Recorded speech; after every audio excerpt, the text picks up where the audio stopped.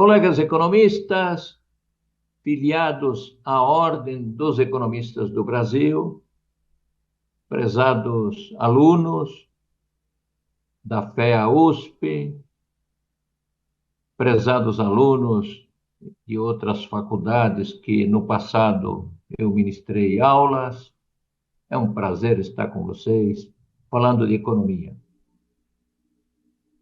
Acaba de ser divulgado o relatório Focus, dia 16 desta semana. E esse relatório Focus, é bom sempre lembrar, é divulgado pelo Banco Central do Brasil. Então, o Banco Central recebe informações de um conjunto seleto de colegas economistas que trabalham em corretoras, em bancos, em consultorias próprias. E esses colegas economistas, eles dominam bem a arte da econometria e fazem previsões, criam expectativas sobre o futuro, que é algo que nós, economistas, sabemos fazer. Nós temos à nossa disposição um conjunto de métodos estatísticos e, combinados com a matemática, permitem fazer previsões sobre o futuro, olhando, é claro, fatores do passado, algo que está ocorrendo no presente, que deve ser devidamente ponderado, e encontramos resultados para um conjunto de variáveis selecionadas para os próximos momentos do tempo. Nós sabemos que o Conselho Monetário Nacional determina a meta de inflação que deverá ser perseguida pelo Banco Central do Brasil. Essa meta de inflação, conforme eu disse, deve ser perseguida pelo Banco Central.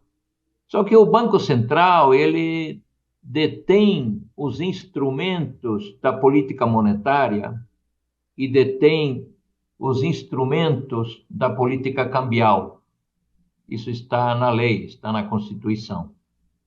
O Banco Central não detém os instrumentos da política fiscal. Então, as questões fiscais não estão na alçada do Banco Central do Brasil. Mas o conjunto macroeconômico engloba a política fiscal.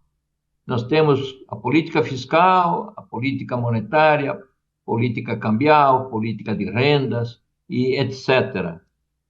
Na medida em que o Banco Central não detém os instrumentos da política fiscal, quando há um desequilíbrio, um déficit primário acentuado, esse déficit primário acentuado acabará fatalmente elevando a taxa de inflação, medida por qualquer um dos índices, principalmente medida pelo IPCA, que é o índice oficial de inflação. Então, há um sistema de metas de inflação que o Banco Central possui. Nesse sistema de metas de inflação, há um conjunto de variáveis relativamente importantes. Aplica-se a regra de Taylor e o Banco Central acaba determinando em seu modelo se a taxa Selic deve cair, deve permanecer inalterada ou até deva subir. O Banco Central sempre ajusta a taxa Selic às expectativas futuras do IPCA. Na medida que o IPCA tem uma previsão no futuro mais elevada, a taxa Selic, espera-se, deva subir. Se a taxa de inflação, se esse aumento da taxa de inflação se deve a um aumento do gasto público, que pode ser lastreado, conforme sabemos, por títulos públicos, ou pode ser lastreado por moeda, por emissão de moeda, esse aumento do déficit público acabará, como eu disse anteriormente, fatalmente aumentando a taxa de inflação, medida por qualquer índice, em particular medida pelo índice oficial IPCA. Olhando o relatório Focus, nós estamos vendo uma fotografia hoje do que se espera possa acontecer até o final desse ano. Essa fotografia, ela deve ser olhada com muito cuidado, porque toda semana um novo relatório Focus é divulgado pelo Banco Central, e nesse novo relatório Focus, novas variáveis podem estar influenciando estas variáveis selecionadas e entregues pelos colegas economistas ao Banco Central para serem, por ele, Banco Central, divulgadas. Então, nós temos no relatório Focus, divulgado agora, dia 16 de abril, nós temos uma previsão dos colegas economistas de um déficit primário de 0,7% do PIB. O governo, por sua vez, tem um déficit primário superior a este. As últimas informações têm mostrado que o governo trabalha não com um déficit fiscal zero, a chamada meta fiscal igual a zero para este ano de 2025, aliás, para este ano de 2024, e agora está sendo dito que vamos perseguir a meta de um déficit zero em 2025. O que está se observando é que o déficit primário previsto está aumentando e deverá aumentar, segundo o próprio relatório Focus, nas próximas semanas. Aqueles que entendem de economia sabem que, é claro, devemos usar a hipótese do ceteris paribus, é claro que devemos usar essa hipótese, mas, usando essa hipótese, todos nós sabemos que um aumento do déficit primário tem que ser coberto ou por emissões de dinheiro ou por dívida pública. As duas coisas estão ocorrendo neste momento na economia brasileira.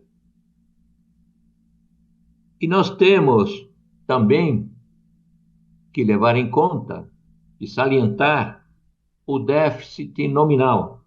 O déficit nominal é o pagamento de juros mais o pagamento de juros mais o déficit primário. Aqui neste relatório Focus, o resultado nominal é de 6,8% do PIB. É um número muito elevado, lembrando que o PIB do último ano de 2022, 2023, havia sido de próximo de 12 trilhões de reais. Então, é um valor extremamente elevado. Em 2022, foi de 10,9 trilhões, mas como houve um aumento de 2,9% em 2023, no PIB de 2023, esse valor subiu mais aproximadamente 3%.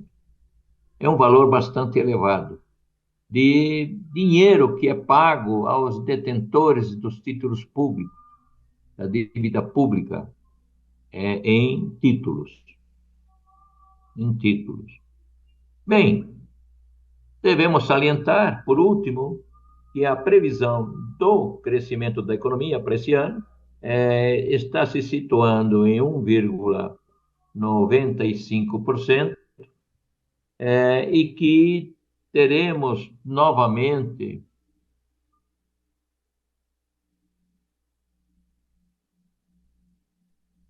passado tivemos uma exportação relativamente normal, entretanto tivemos uma importação bastante reduzida, o que se traduziu num espetacular superávit na balança comercial.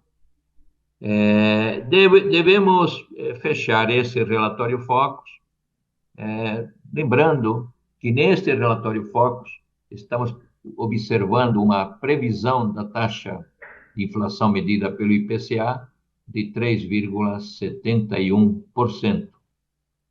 Espero que essas informações sejam úteis para você, colega economista, para você, aluno de economia. Veja sempre as mensagens que estão no site do Banco Central do Brasil, sob a forma da política monetária, sob a forma da política cambial, e lembrando sempre que a política fiscal não faz parte das variáveis que estão sob o domínio do Banco Central do Brasil. Apenas a política monetária, particularmente a taxa de juros Selic, e a política cambial.